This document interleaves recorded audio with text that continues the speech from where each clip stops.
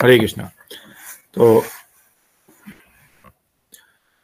पिछला हफ्ता हमने इस बुक से पढ़ा था कि प्रचार के कुछ नियम, ठीक है, कुछ नियम वगैरह प्रचार के पढ़े थे, कैसे कैसे प्रचार करना है, क्या भावना होनी चाहिए प्रचार के टाइम में। प्रचार का मूल उद्देश्य यह है कि हम दूसरों का भला सोचें, मतलब उसका कैसे अच्छा हो ये सोचें, ताकि वो भी कैसे भक्ति में जुड़े। ये इम्पोर्टेंट नहीं है कि कौन उसको जोड़ रहा है और कौन क्या कर रहा है, ठीक है। तो ये मेन वो था। तो उनका मनोवृत्ति जो है वो उससे बहुत असर पड़ता है। पिछले बार हमने ये पढ़ा। आज जो हमारा है पेज नंबर, इस नए बुक में 39 नंबर पेज, रसोई घर। आज का विषय है रसोई घर यानी किचन। आज का विषय है रसोई घर यानी कि किचन। तो ये बहुत इंपॉर्टेंट है। तो इसका पेज नंबर 39 कोई पढ़ेंगे? रसोई घर मंदिर का विस्तारित रूप है। यहां से पढ़िए तो कोई। हरे कृष्णा। प्रभु जी का। पढ़िए। हरे कृष्णा। श्रील प्रभुपाद की जय हो। रसोई घर। रसोई घर मंदिर का विस्तारित रूप है, क्योंकि रसोई घर में जो अन्न पकाया जाता है उसे भगवान को अर्पित किया जाता है। इसलिए रसोई घर में किए गए सभी कार्य श्री विग्रह की सेवा समझकर अत्यंत ध्यान पूर्वक तथा सावधानी पूर्वक करना चाहिए। नंबर 2, कहीं कहीं जहां मंदिर के समान विग्रह के प्राण प्रतिष्ठा की गई है, ऐसे स्थान पर अत्यंत उत्तम दर्जे के विग्रह सेवा की उपेक्षा की जाती है।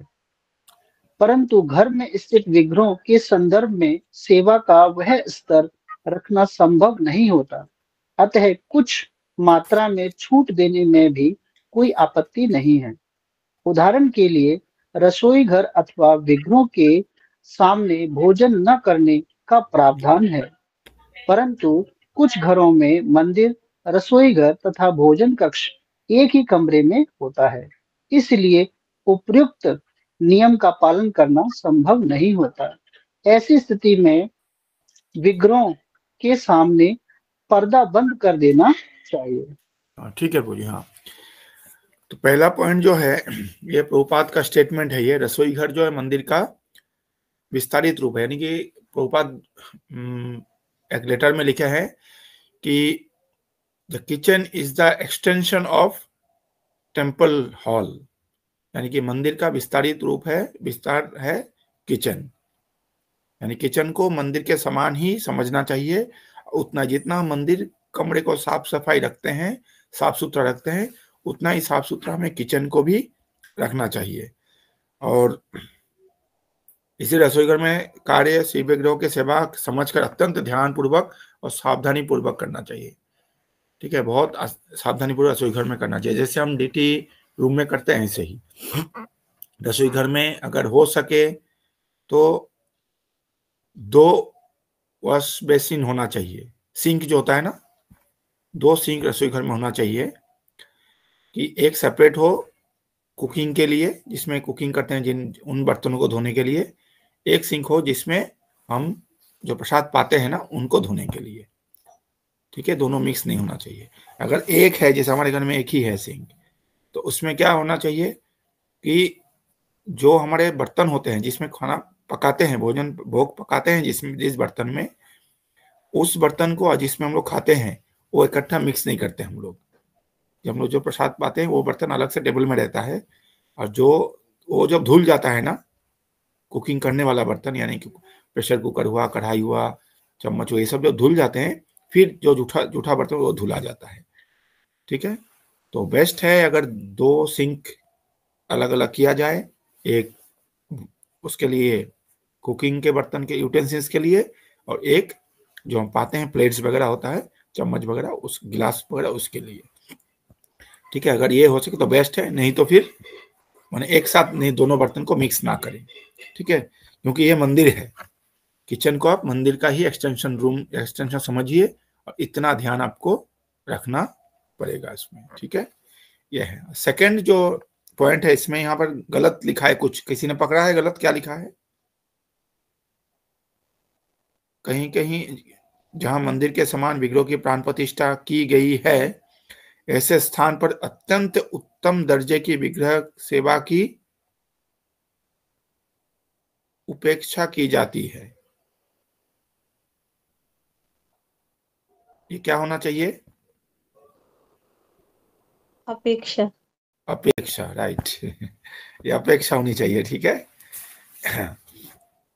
तो यानी कि एक तो मंदिर में जो होता है, देखेंगे आप मंदिर के जो किचन है देखेंगे, उसमें हर कोई नहीं जा सकता।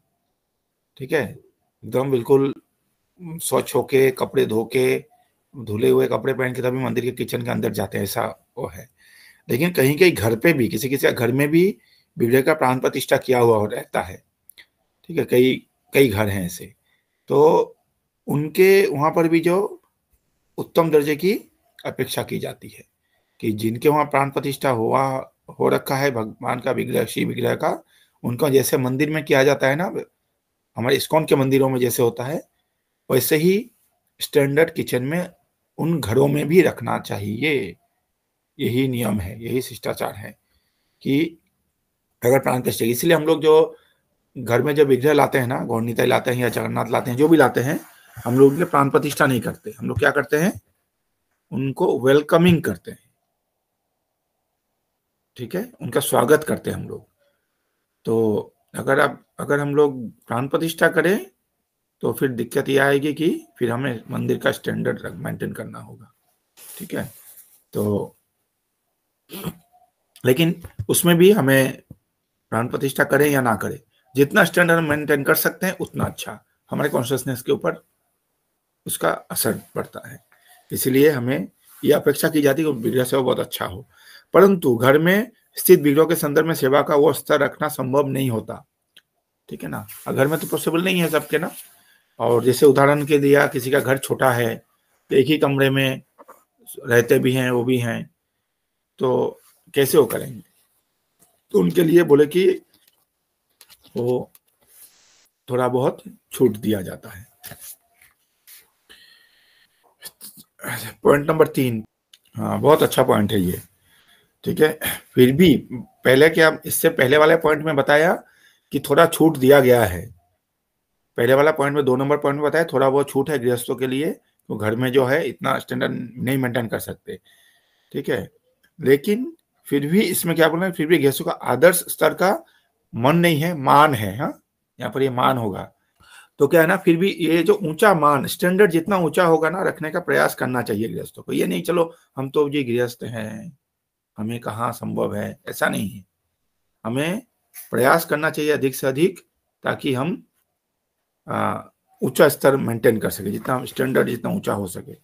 ठीक है, अगर इतना मेंटेन करो तो क्या होगा, हमारा फिर भावना ये आती है कि हम भगवान के लिए कर रहे हैं, हम भोग बना रहे हैं, कितने छोटे छोटे नियम का अगर पालन, तत्वों का पालन करते हैं, उतना जागरूकता होगी और हमारे मन में यह भावना जागृत होगी कि हम स्वयं नहीं, भगवान के लिए प्रत्यक्ष भोग बना रहे हैं।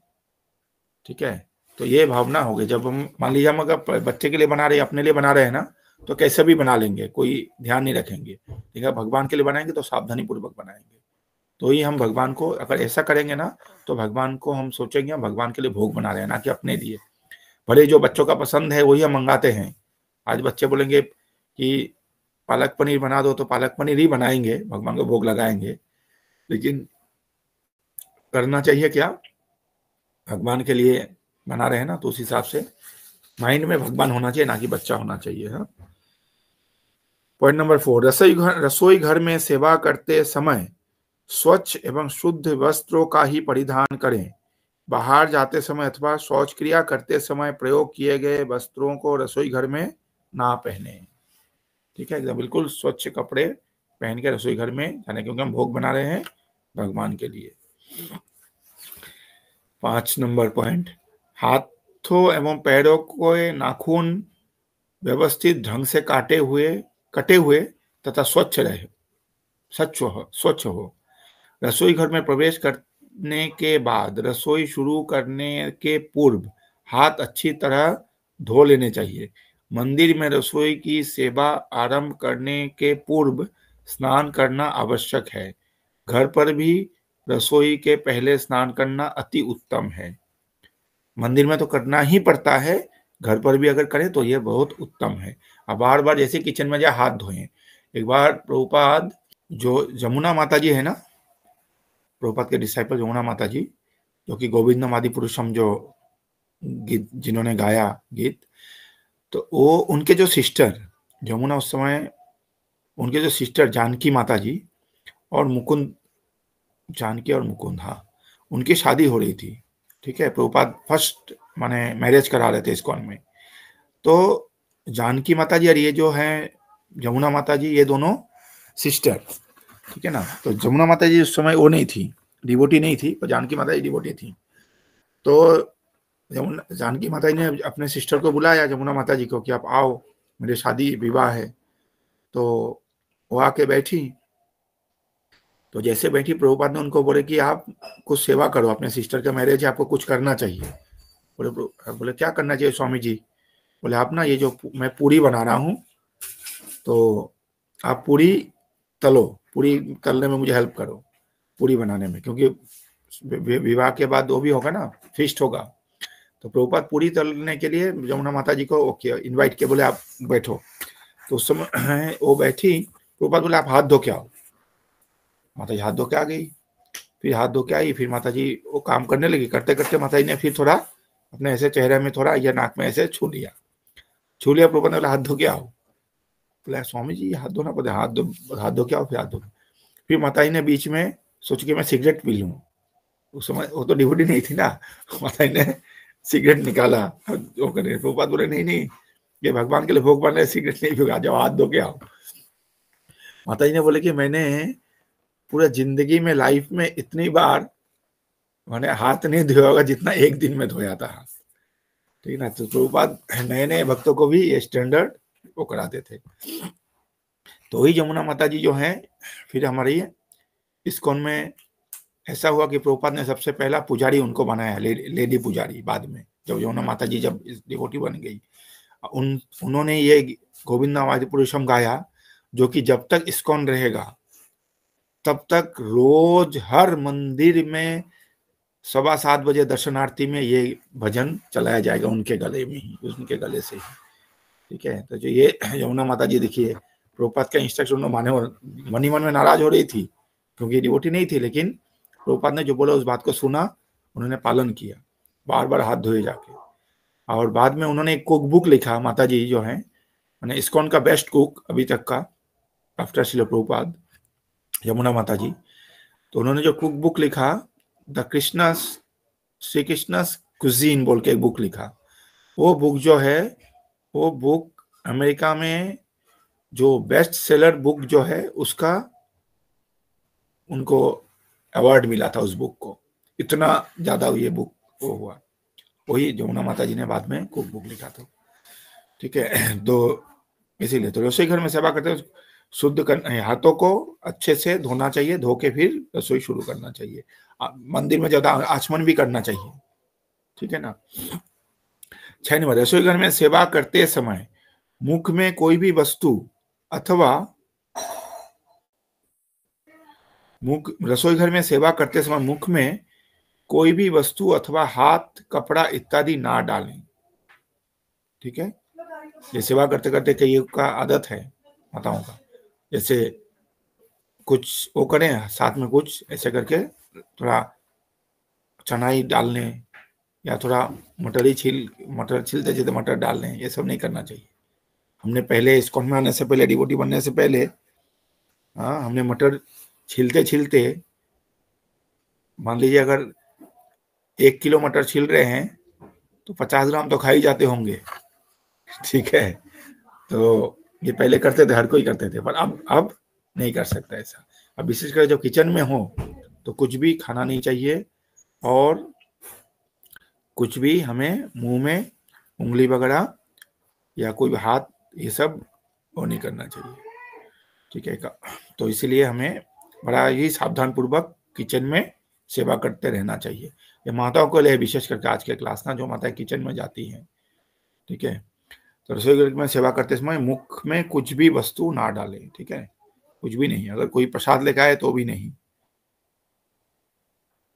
रसोई घर में पानी भी नहीं पीना चाहिए, ठीक है। मेरे बच्चे जो है पानी पी लेते हैं रसोई घर में, मैं मना करता रहता हूँ लेकिन पी लेते हैं। मैं रहता हूँ तो आ जाते हैं बाहर, नहीं तो पर पी लेते हैं घरे घरे, ठीक है। पानी भी नहीं पीना रसोई घर में, कुछ नहीं। 7 नंबर पॉइंट, रसोई घर में बर्तन धोने का स्थान का उपयोग जूठे हाथ धोने के लिए, कुल्ला करने अथवा थूकने के लिए ना करें। वही बात है, ठीक है ना। जो जूठे बर्तन है उसके और उसका दोनों अलग होना चाहिए। कुल्ला हाथ हो तो वहां पर जूठे हाथ ना धोएं। 8 नंबर पॉइंट है, बनाए गए पदार्थों का स्वाद देखने के लिए भोग बनाया जाता है अथवा जिस थाली तथा कटोरी में भगवान को भोग अर्पित किया जाता है, उन सारे बर्तनों, थाली एवं कटोरियों को परिवार के अन्य सदस्य जिस बर्तन में प्रसाद लेते हैं उनसे अलग रखें तथा अलग धोएं। पहले ही बता दिया मैंने, ये पॉइंट वही पॉइंट है, ठीक है ना।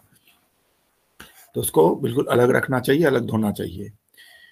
पॉइंट नंबर 9, बनाए गए पदार्थों का स्वाद देखने के लिए उन्हें चखे नहीं।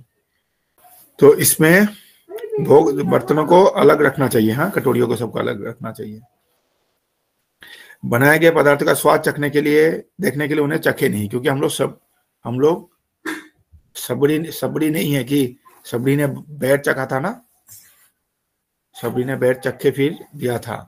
तो हम लोग वैसे उस स्तर के नहीं है कि हम लोग भी पहले चख के फिर भगवान को दें, ठीक है ना। जैसे भी है भगवान से हाथ जोड़ के भोग लगाते वक्त अगर कोई कमी बेशी हो तो क्षमा करना बोल के वो कर दें। इसीलिए क्या करते हैं, जो नमक है, इसीलिए भगवान को नमक और मिर्च भी दिया जाता है, नींबू वगैरह दिया जाता है। अगर कम उम होगा तो भगवान क्या करेंगे, नमक मिला लेंगे, जैसे हम लोग मिला लेते हैं ना। इसलिए भोग लगाते समय नमक दे देना चाहिए अलग से, ठीक है। थाली में नमक मिर्च दे देना चाहिए, तो ताकि हमें चखे नहीं उसको, ठीक है। भोग लग जाने के बाद फिर चखिए, फिर भक्तों को, मान लीजिए कम नमक है तो नमक मिला के भक्तों को दे दीजिए, ठीक है। ऐसा कर सकते हैं, वो चख के कोई वो नहीं। एक बार इन्होंने, कौन सी माता जी थी जिन्होंने हलवा बनाया था, तो हलवा जब बनाया भोग लगाने के लिए, तो उस हलवे में उन्होंने क्या किया था, जोधुरानी माता जी थी शायद, जो भी है, मैं जोधुरानी माता जी है, जो भी है, माता जी का नाम मैं भूल रहा हूँ अभी। तो उन्होंने हलवा बनाया था, हलवा में उन्होंने नमक डाल दिया था चीनी के बदले, ठीक है। हलवे में उन्होंने नमक, चीनी के बदले नमक डाल दिया, भोग भी लगा दिया, और फिर जब भोग बाहर आया फिर भक्तों को दिया। जब महाप्रसाद खाए तो सब भक्तों ने बोला, अरे ये तो क्या हो गया, ये क्या हो गया, मतलब ये तो नमक है। माता जी भी बहुत दुखी हुई, बहुत रोई, कि भगवान से हाथ जोड़ के प्रार्थना किया कि मैंने कितना वो कर दिया। तब क्या है ना, ऐसा माता जी को पहले चक्के दिखती तो पता चल जाता, लेकिन माता जी चखा नहीं, तो है बाद में भगवान से प्रार्थना किया। तो ही सोचिए, अगर माता जी का इंटेंशन था, अच्छा था, इंटेंशन में कोई कमी नहीं थी, उनका इंटेंशन भी ठीक था, प्योरिटी भी उतना ही मेंटेन किया उन्होंने, इसीलिए भगवान ने उन्हें क्षमा कर दिया।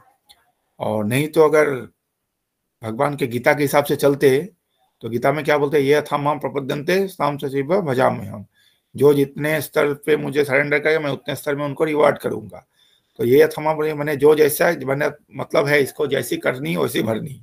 तो अगर नमक मिलाया तो भगवान अगर वो होते, हमारे श्याम सुंदर ना कुछ और वो होते, तो क्या होता है, बोलते तूने मेरा नमक मिला दिया खाने में, हलवे में, तो तेरी जिंदगी में मैं नमक मिला दूंगा, ऐसे बोलते। पर भगवान, हमारे भगवान ऐसे नहीं है, वो इंटेंशन देखते हैं। People sees action but Krishna sees intention, ठीक है। इंग्लिश में ऐसे कहावत नहीं है, मैंने राधानाथ महाराज बोलते हैं ये। दूसरे लोग जो हैं वो हमारा एक्शन देखते हैं कि हम क्या कर रहे हैं, पर भगवान जो है वो हमारे इंटेंशन देखते हैं हम किस भावना से कर रहे हैं, ठीक है। जैसे कृष्ण जो है वो हमारे इंटेंशन देखते हैं, लोग जो है वो हमारे एक्शन देखते हैं, ठीक है। बनाए गए पदार्थों को कभी चखे नहीं। 10 नंबर पॉइंट है, जिसे